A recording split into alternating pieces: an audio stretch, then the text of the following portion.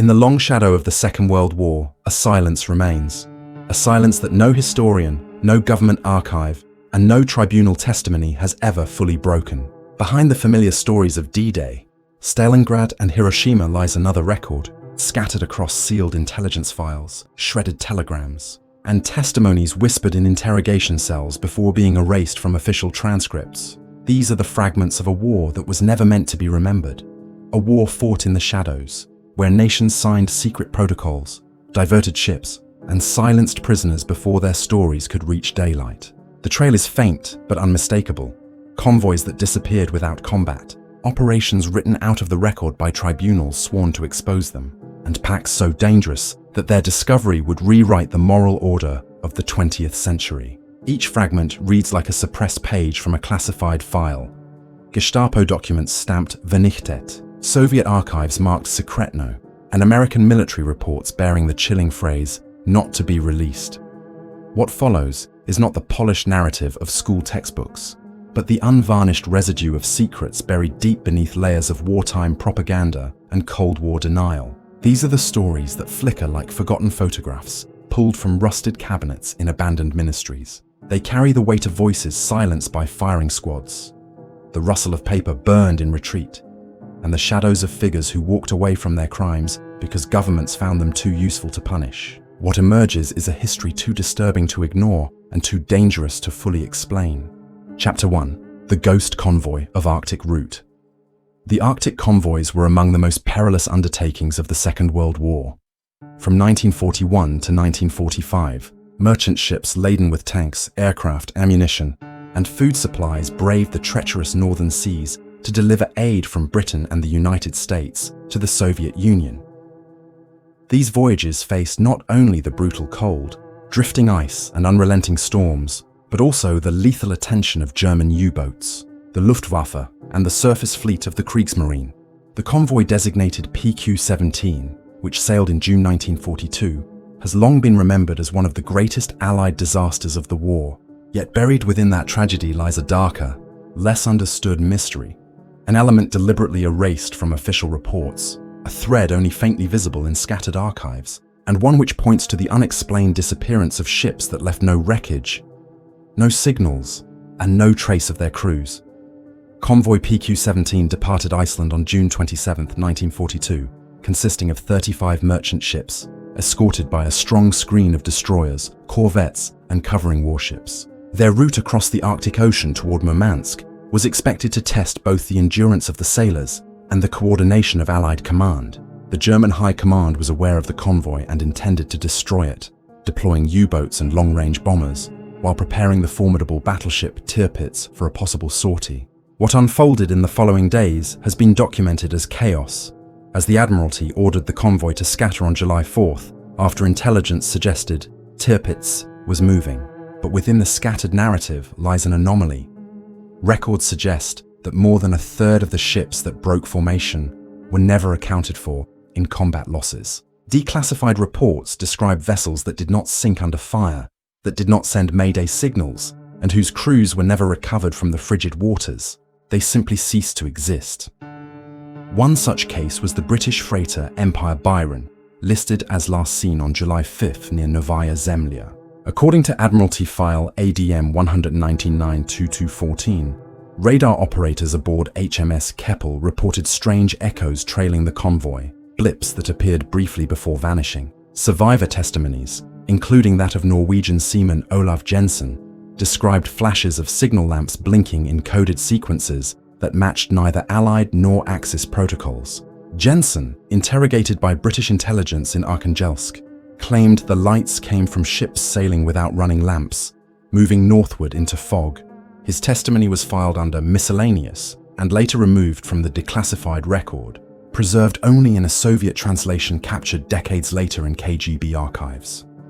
By July 10th, the official count listed 24 merchant ships sunk, largely attributed to U-boats and Luftwaffe bombers, but 23 vessels remained ambiguously logged, with no confirmed sighting of their sinking, no recovered wreckage, and no survivors. Some of these ships, such as the American freighter Paulus Potter, were claimed by German reports to have been torpedoed, but German naval records later revealed discrepancies in positions and tonnage. The Kriegsmarine's own records, preserved in Bundesarchiv Militärarchiv Freiburg, include several Enigma-encrypted messages that puzzled Allied cryptanalysts. Decoded fragments referenced special cargo and east route diversion, terms never explained in subsequent reports. Whether the Germans were tracking or diverting certain ships, or merely bluffing, remains unclear. In 1991, when Soviet archives briefly opened to researchers, a handful of documents hinted at a secret understanding between the NKVD and factions of the German Navy. File No. 472b, dated August 1942, refers to secured deliveries of mineral ore via alternative northern route. Some historians have speculated this ore was uranium oxide, critical to both German and Soviet nuclear ambitions. If true, the missing convoy ships may have been intercepted, redirected, or even voluntarily diverted under a clandestine pact. The idea that both warring powers might have colluded in the shadows, even briefly, is so politically volatile that most governments have dismissed it outright. Yet the fragments of testimony, the vanished tonnage, and the redacted appendices point to something far stranger than ordinary naval losses. Those who have pursued the truth of PQ-17's ghost convoy encounter patterns of silence and suppression. In the early Cold War years, British intelligence classified all files pertaining to Black Star Appendix 109, believed to contain a detailed manifest of missing cargo. American OSS reports, meanwhile, referenced rumors among captured U-boat crews of ships that had been taken alive, their crews imprisoned for interrogation, rather than executed at sea. The Soviets denied any such knowledge, yet post-war interrogations of German naval officers revealed veiled references to cargo for the East, a phrase repeated, with enough frequency to suggest it was more than rumor. Weather reports from July 1942 add another chilling layer. The Arctic seas were shrouded in fog and unseasonably heavy ice.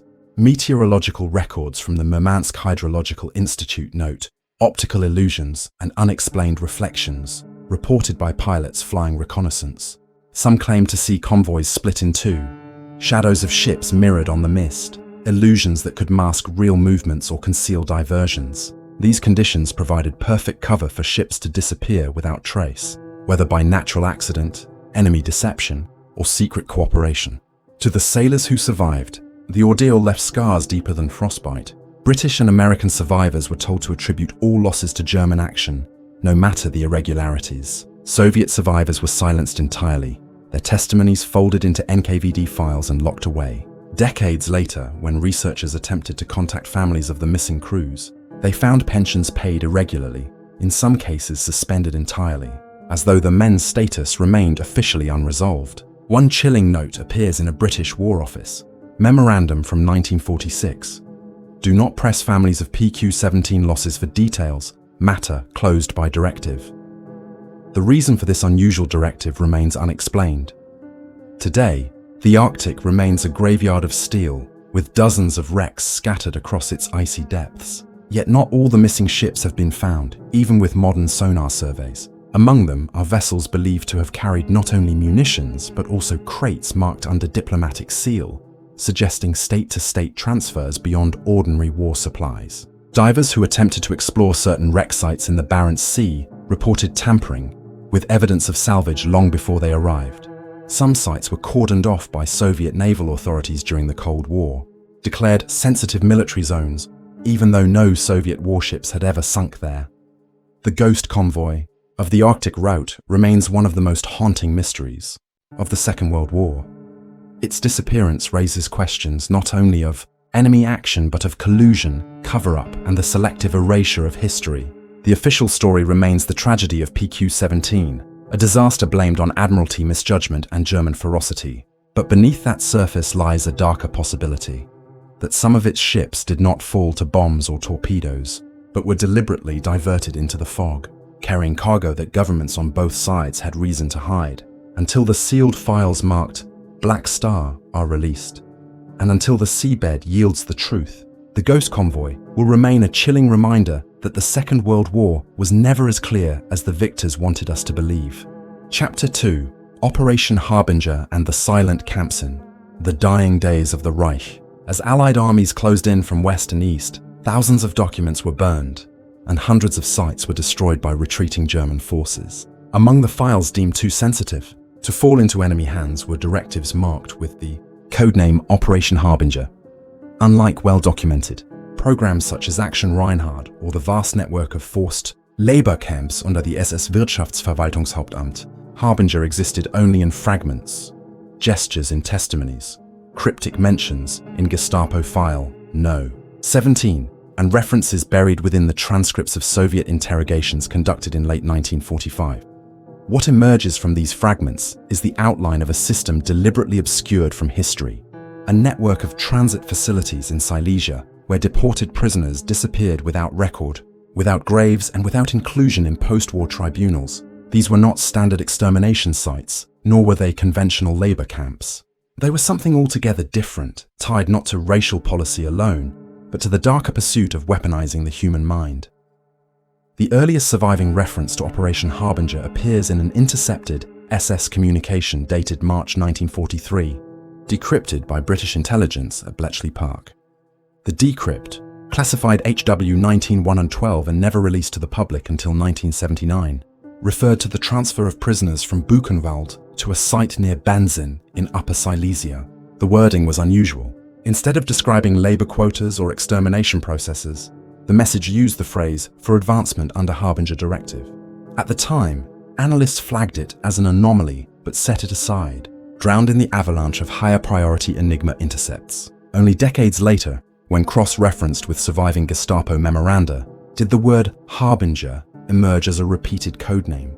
Testimonies from SS officers captured by Soviet forces hinted at the purpose of these sites. One interrogation, conducted in Smolensk in December 1945 and preserved in Soviet archive file GAF 9401-277, quotes SS Untersturmführer Karl M., who described facilities where chemical agents were tested on living subjects, not for death but for breaking of the mind. The Soviets, who themselves were beginning to explore psychological warfare and hallucinogenic compounds, quickly suppressed this testimony. It was never introduced at Nuremberg, nor in subsequent Allied war crimes trials. Instead, the record was sealed, accessible only to the NKVD and later the KGB. What little surfaced publicly was dismissed as rumor, a Soviet attempt to smear German science. But British intelligence also suspected more. MI6 files declassified in 1998 revealed that in late 1944, a joint American-British unit codenamed Alsos recovered documents from abandoned laboratories in Strasbourg. Among the finds were references to experiments with mescaline, atropine, and synthetic hallucinogens. Tests allegedly conducted under SS auspices at Dachau. While Dachau's role in such experiments is better known today, less discussed are the parallel projects referred to as Harbinger.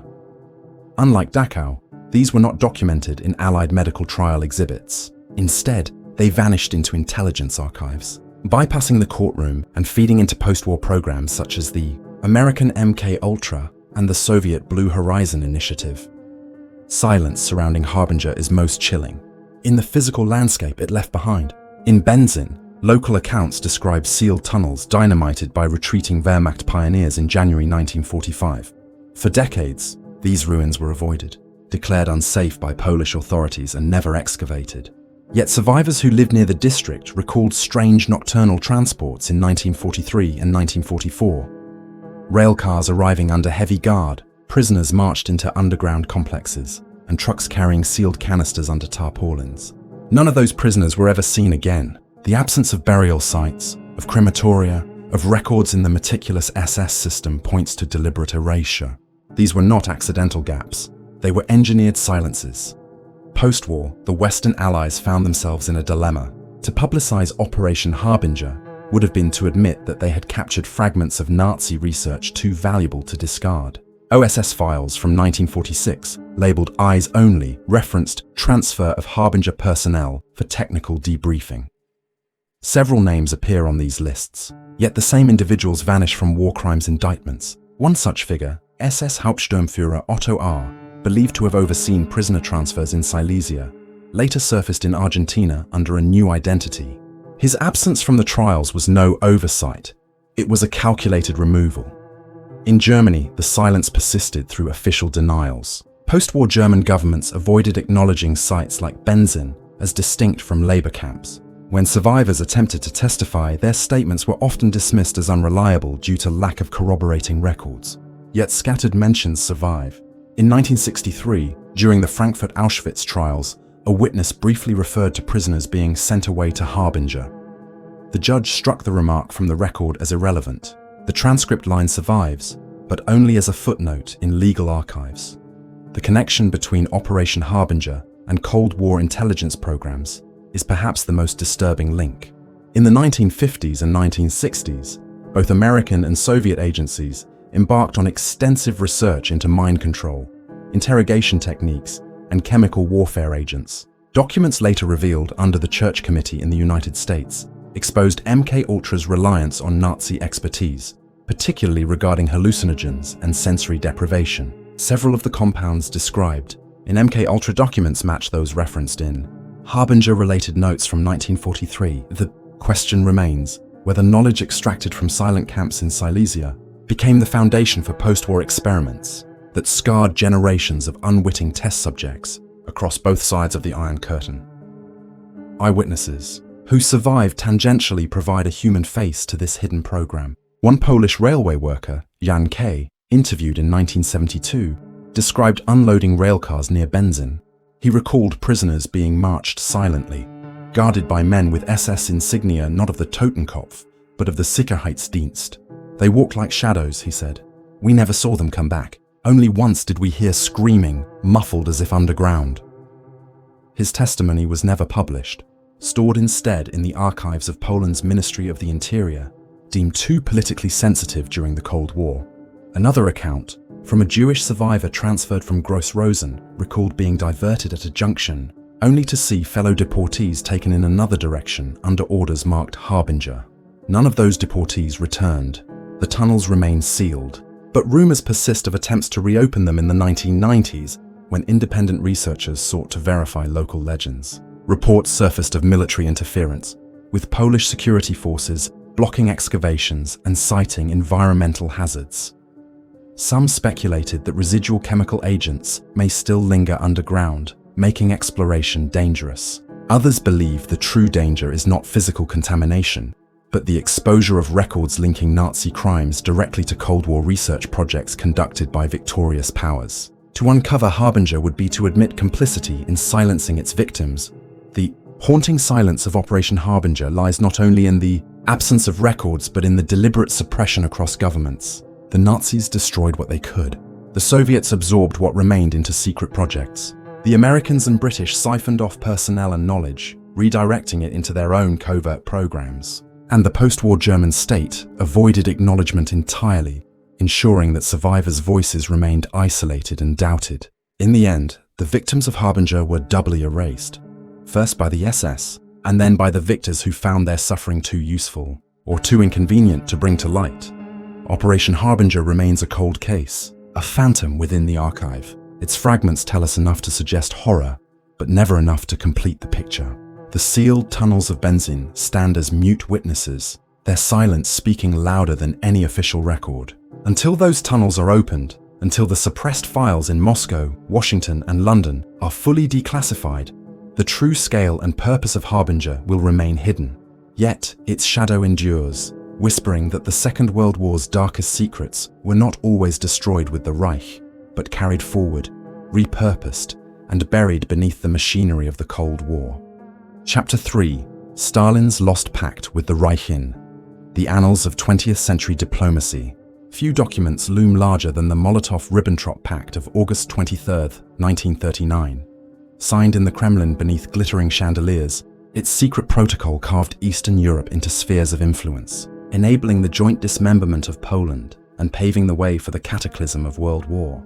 Yet among the Soviet files declassified after the collapse of the USSR, researchers discovered references to another agreement, one never mentioned in history books or Allied indictments. Known only as Protocol K-12, it bore Stalin's initials and was allegedly drafted in the spring of 1941, mere months before Germany unleashed Operation Barbarossa.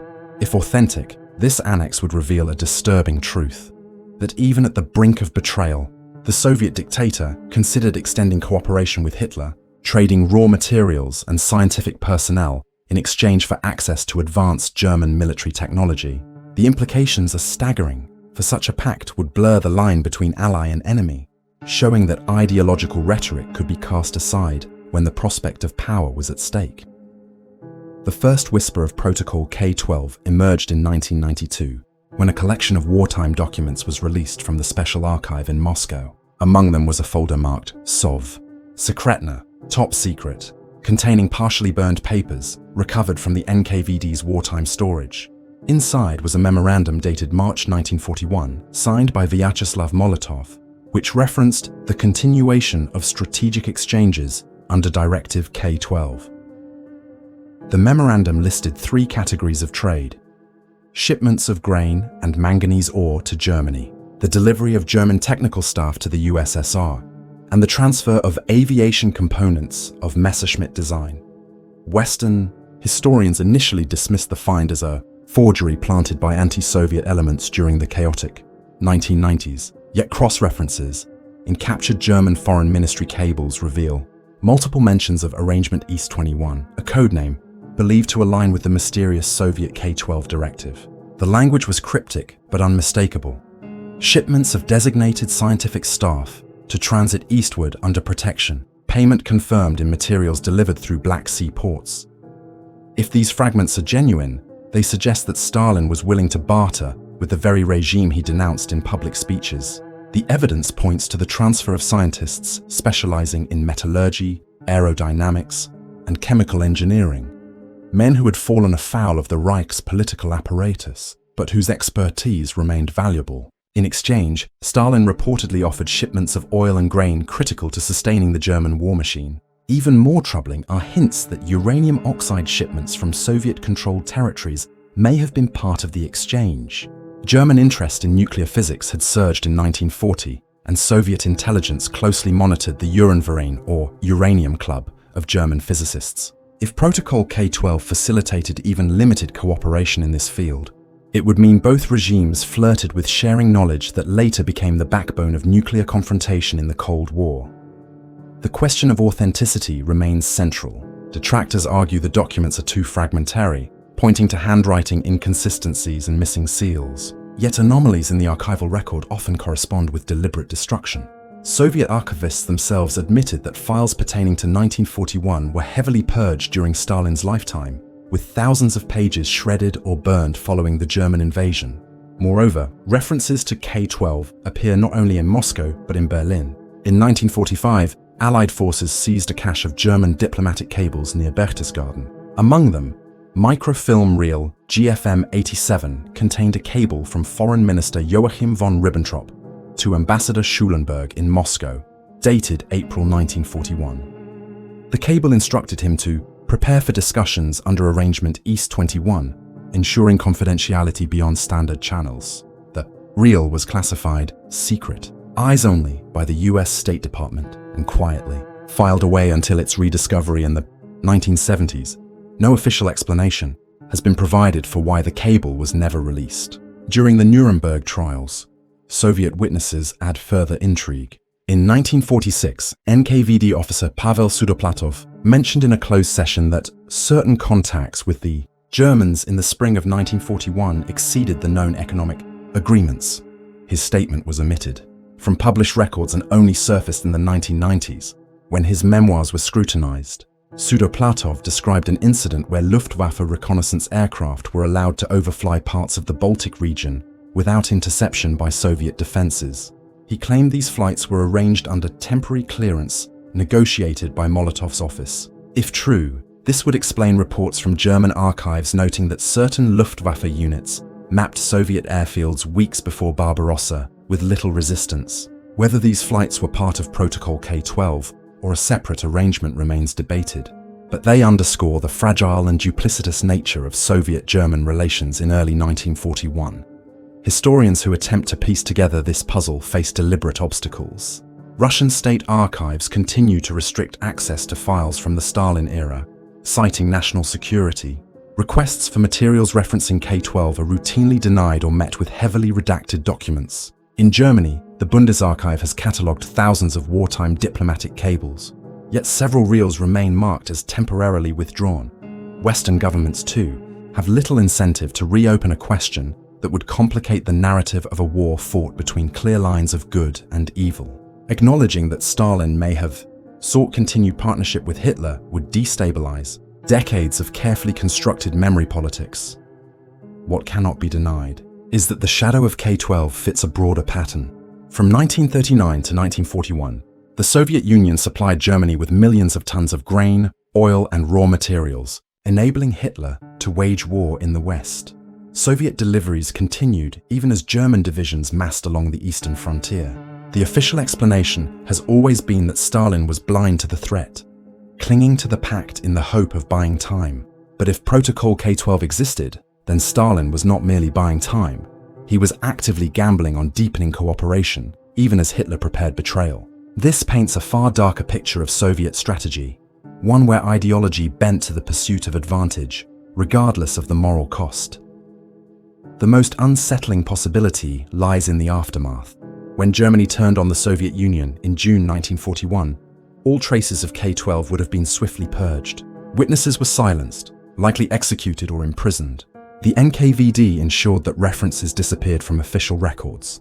Yet the fragments that survive suggest that some knowledge did transfer. In the late 1940s, Soviet aircraft designs showed striking similarities to Messerschmitt prototypes never believed to have reached Soviet hands. German engineers later testified, under Allied interrogation, that drawings had gone missing from Luftwaffe research institutes in the spring of 1941. Were these the very designs referenced in K-12? The coincidence is too sharp to ignore. Ultimately, Protocol K-12 remains a forbidden file, a phantom annex that challenges the clean dichotomy of wartime morality. If Stalin truly sought partnership with Hitler at the 11th hour, then the Eastern Front becomes not just a battlefield of survival, but the collapse of a cynical bargain gone wrong. The war, in this light, was not simply thrust upon the Soviet Union, but was also shaped by its leaders' ruthless opportunism. The full truth lies buried in sealed archives and destroyed papers, but the fragments that remain are enough to trouble the conscience of history. Until those fragments are reconciled, Stalin's lost pact with the Reich will remain one of the most dangerous secrets of the Second World War. Chapter 4. The vanished unit of Dachau trials. The Dachau Military Tribunal, convened by the United States Army in 1945 and 1946, sought to prosecute hundreds of SS officers and collaborators for war crimes committed across the collapsing Third Reich. The transcripts run thousands of pages, documenting atrocities in camps, summary executions, and the machinery of terror. Yet buried deep within the trial records is a peculiarity, a fleeting reference to a Waffen-SS unit known as Sonderabteilung Nachtjäger. According to official American records, this detachment surrendered intact near Innsbruck in May 1945 to elements of the 42nd Infantry Division. 127 men, including their commanding officer, handed over their weapons and were listed among prisoners of war awaiting processing. Then, inexplicably, the unit disappeared. No subsequent trial record names them. No post-war internment roster includes them. And yet, scattered through CIA memoranda and Soviet intelligence files, Nachtjäger reappears as a ghost unit, rumored to have been absorbed into clandestine projects of both East and West. The silence surrounding its fate is not accidental. It is the mark of a cover-up. The first surviving mention of Nachtjäger appears in an operations report filed by the US 42nd Infantry Division on May 9, 1945. The report, archived as Record Group 338 in the US National Archives, notes the surrender of a specialized SS detachment numbering approximately 127 men, equipped with modified small arms and experimental optical devices. The document further notes that the men were separated from other POWs and transported under special guard to a processing facility in Augsburg. Curiously, this entry was crossed out in the original carbon copy, with a handwritten note, "See Directive Rusty Halo." No such directive appeared in open files until decades later, when fragments surfaced through Freedom of Information Act requests. By 1949, references to Operation Rusty Halo began appearing in CIA internal correspondence.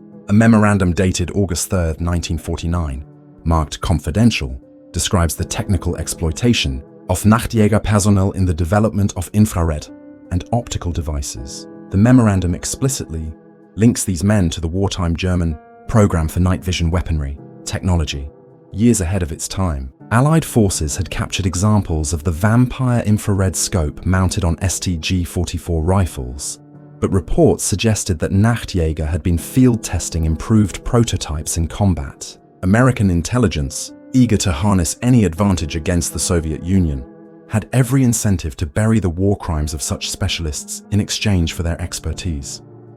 The Soviets, however, knew of their disappearance. Declassified GRU files reveal that during interrogations of captured SS officers, several mentioned Nachtjäger's unique equipment and training. A 1946 report from the Soviet military prosecutor's office in Vienna references the unexplained absence of an entire Waffen-SS detachment in American custody. Soviet intelligence concluded that the US had secretly absorbed these men, much as it did with scientists and engineers through Operation Paperclip. The difference was that while Paperclip personnel were largely technical staff, Nachtjäger were combat troops implicated in atrocities during retreat operations in Austria. Soviet investigators believed they had executed captured partisans and civilians during field trials of their equipment, charges that would have led to certain conviction at Dachau. Yet no indictment was ever filed. The files were sanitized, the names blacked out, the unit consigned to oblivion. Testimonies from American officers suggest unease. In the 1970s, a retired Army intelligence officer, speaking anonymously to a congressional staffer, recalled escorting a group of high-value SS prisoners from Innsbruck to Augsburg. He described them as unusually disciplined, wearing distinctive insignia of a black eagle clutching a crescent moon, symbols not catalogued in standard Waffen-SS references. They weren't like the others, he recalled. They knew they weren't going to a camp. They knew they were useful. His statement was never entered into official record, but it corresponds with descriptions found in marginal notes of tribunal transcripts, where a witness, under oath, began to mention the Nachtjäger. The court stenographer's transcript shows a sudden interruption, followed by the judge striking the testimony. The reason was never explained. What became of the 127 men remains uncertain. CIA files released in 2006 under FOIA contained heavily redacted references to Subject Group NJ-127, noting their relocation to Fort Hunt, Virginia, an interrogation facility known as P.O. Box 1142. Fort Hunt was where German scientists, engineers and intelligence officers were secretly held and debriefed after the war. Yet in all published histories of Fort Hunt, there is no mention of Nachtjäger. Instead, the redacted pages suggest they were later dispersed. Some sent to Aberdeen Proving Ground, others to classified installations in Nevada and New Mexico. The language hints that they were not simply interrogated, but actively employed in weapons testing and research. For men who should have stood trial, their disappearance into America's clandestine military machine remains one of the most troubling omissions in the record. The Soviet Union used this knowledge as propaganda. In 1952, Pravda published an article accusing the United States of harboring Nazi war criminals for use in secret projects against peace. While no names were mentioned, the description of a vanished SS detachment specializing in nocturnal combat equipment could only have referred to Nachtjäger. The US dismissed the claims as fabrications of Soviet disinformation, yet the archival evidence decades later lends disturbing weight to Moscow's accusation. The Cold War turned war criminals into pawns, their crimes erased in the pursuit of strategic advantage. Eyewitnesses on the ground remember fragments. Austrian villagers near Innsbruck testified, after the war, that SS troops with unusual equipment executed suspected resistance members in late April 1945. They described rifles with lamps mounted beneath the barrel, firing at night with uncanny accuracy. These executions were never included in official tribunal cases. Survivors' attempts to testify were sidelined, their depositions filed away in local archives, but never elevated to international courts. It is as though the crimes were deliberately filtered out, ensuring the men responsible would never face judgment. Instead, they were shielded, their expertise judged too valuable to discard. The surviving microfilm reels of Dachau tribunal transcripts provide the final chilling clue. In one transcript, dated May 1946, a defense lawyer asked whether certain units had been excluded from proceedings due to special consideration by the American authorities. The judge immediately rebuked the question, ordering it struck from the record. Yet the reference remains faintly visible, a smudged line on the microfilm where erasure was attempted. Cross-referencing the docket numbers reveals a gap. Case file numbers 123 through 127 are missing. The coincidence of those numbers with Nachtjäger's prisoner count 127 is hard to ignore.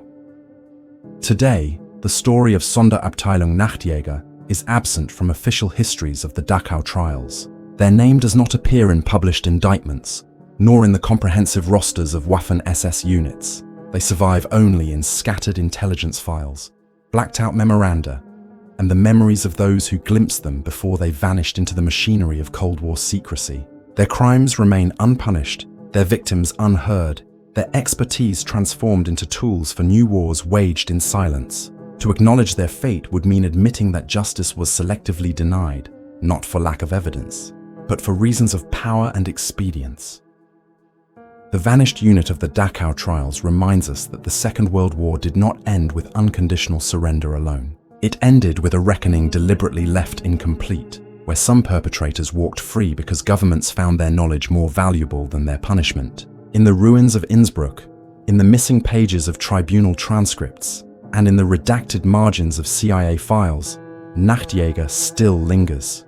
A ghost detachment, erased from history, yet never fully gone. Their story is a reminder that silence can be more damning than confession, and that the war's darkest secrets did not die with the Reich, but were carried forward into the Cold War under new banners, serving new masters. In the aftermath of total war, history often appears resolved. Victors hold tribunals, archives are sealed, and official accounts crystallize into schoolbook narratives. Yet behind these neat summaries linger unresolved shadows, cases where evidence was buried too deeply, where silence was enforced too violently, and where the truth threatened to destabilize not just reputations, but entire post-war orders. The ghost convoy that vanished into Arctic fog, the silent camps of Operation Harbinger, the whispered pact between Stalin and Hitler, and the disappearance of a Waffen-SS detachment into American custody all form part of this forbidden record. They remind us that World War II was never a conflict of pure light against darkness, but a labyrinth of secrets, betrayals, and compromises. Each mystery bears the fingerprints of deliberate erasure, pages torn from files, witnesses silenced, sites dynamited, and transcripts struck clean of dangerous words. The questions that remain are not academic curiosities. They are wounds in the fabric of historical memory. Were the missing Arctic ships sacrificed for uranium deals in the north? Did Harbinger's tunnels fuel Cold War experiments on unsuspecting victims? Was Stalin preparing to cooperate with Hitler even as he prepared for war? And what price was paid when the United States buried an SS unit's crimes under the seal of Rusty Halo? The answers lie scattered across locked archives in Moscow, Washington, and Berlin, still beyond public reach. Until those files are opened, the shadows will endure, whispering that the greatest secrets of the Second World War remain untold, waiting for the day when history itself is finally declassified.